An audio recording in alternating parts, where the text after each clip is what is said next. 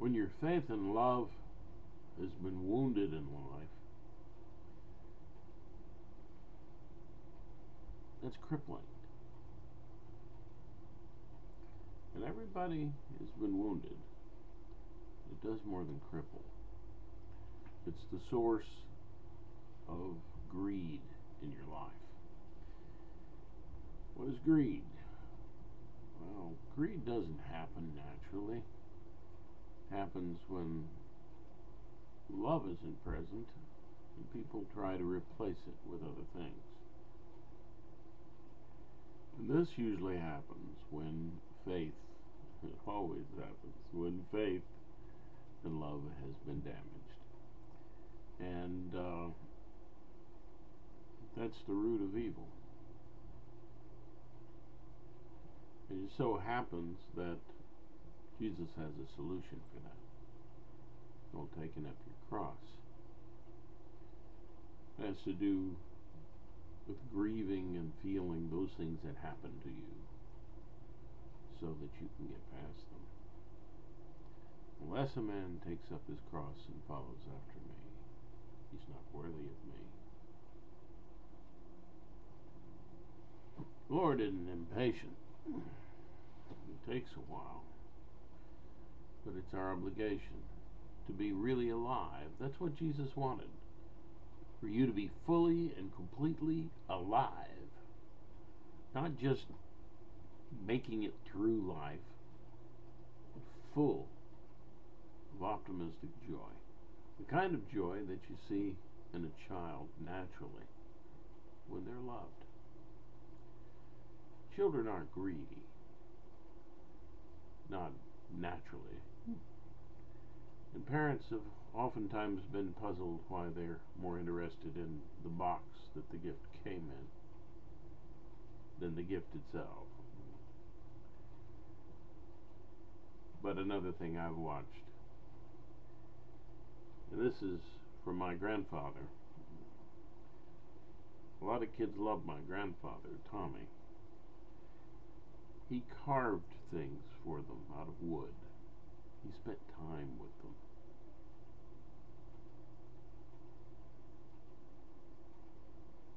The kids weren't greedy. And the parents, again, were dismayed that the expensive toys that they bought them were not as valuable to the children as what my grandfather carved.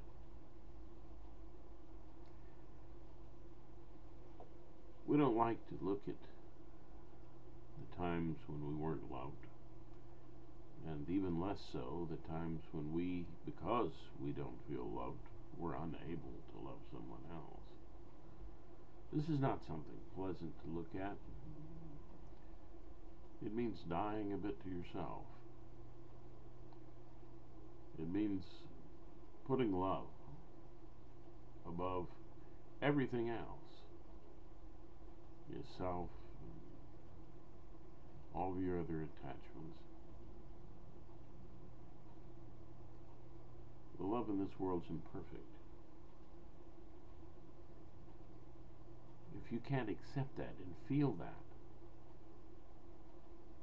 then you can't follow Jesus. It isn't going to happen. Why?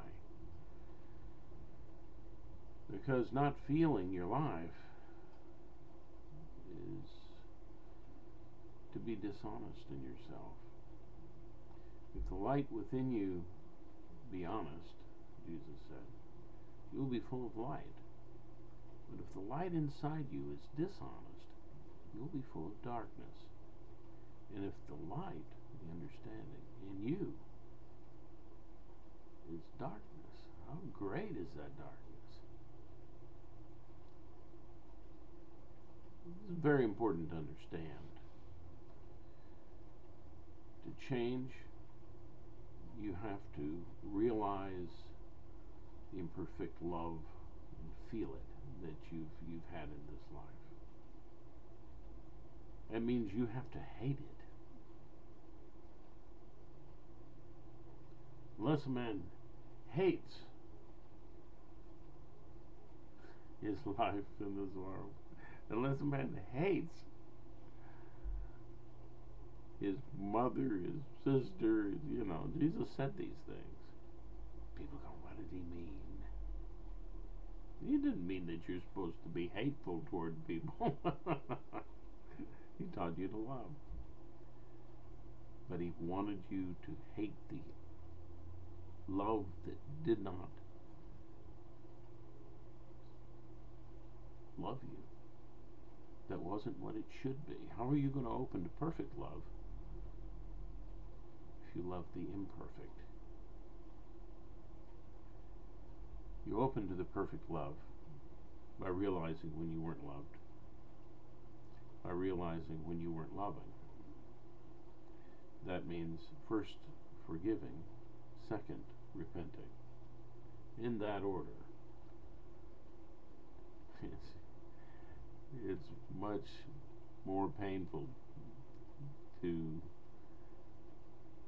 see the times when you were so hurt and so out of touch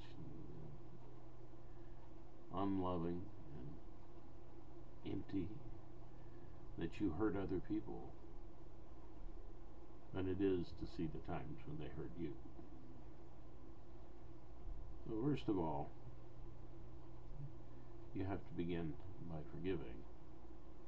But that forgiving can't take place until you've felt what happened to you, until you've taken up your cross, until you felt the imperfectness of the love in this world, until in fact you've hated it. Now this isn't something that you're going to hear from most preachers, because they don't preach the truth. But this truth is buried in all the parables that Jesus spoke about. And if you're one who hears his voice, you'll understand what I'm saying. You'll feel it. And if you're not, be at peace. But you need to do something about your life. We all do. One way to help and to reach out is to reach out in faith. I'm doing a ministry. You found this on the website optimisticintelligence.com or one of the others. And if you donate, you're making a step of faith. Never, by the way, give when you don't want to or you don't feel like it. Don't do that. God loves a cheerful giver. So if you're going to give it because you feel right to give it. Because it feels good and because you feel you can afford to do it. These people are telling you to give your last penny when you know that it hurts you or hurts your family. They're not preaching the truth. They're not telling you the real truth. They're wolves in sheep's clothing. Huh? And no preacher's going to be in a congregation living in a mansion while everybody else is living in a hut. You'll know them by their fruits. So make a donation. It's there that I'll also set aside time as long as you need, and I've asked for $20 donation. So if you don't have that, just wait. Maybe one day you'll have that much that you feel right to give. Okay? And it doesn't have to be that kind of giving. You don't have to give that. You can promote what it is that you discover during my teachings. Okay? Learn what I'm teaching and pass the real truth of Jesus Christ and His ways to the world. We are approaching a terrible time. And it's time that those who believe and who truly love God will stand up and reach across all the barriers and try to comfort this very hurting world.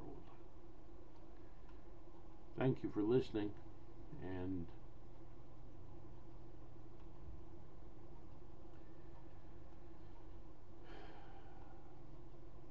well, it's a sad thing,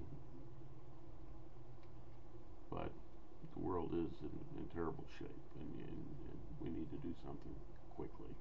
A lot of it is greed, so let's start in our own backyards and do what we can about our own greed.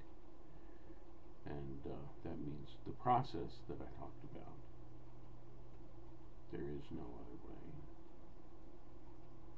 Thank you. Have a good day.